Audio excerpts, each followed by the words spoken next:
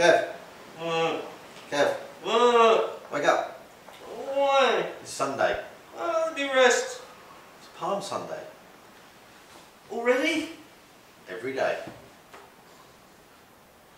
Our favourite cane technique is the figure of 8. We threw this at the end of one of our cane videos, but we're going to go a bit more in depth with it. So nothing's changed. You can do this empty hand with a hammer fist or with your palm stick. Now Kev's going to use just this end here because this is a bit weak for this. I can use both. So if I'm using this piece, I'm striking down, I'm hooking, I'm striking down, I'm hooking.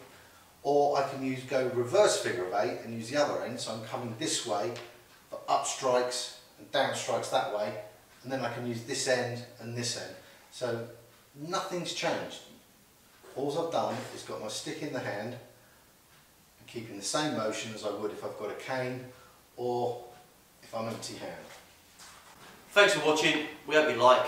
Drop us a line down below. As usual, please subscribe if you haven't done so already. Don't forget to ring the bell so you can get notifications, and don't forget to free the fear.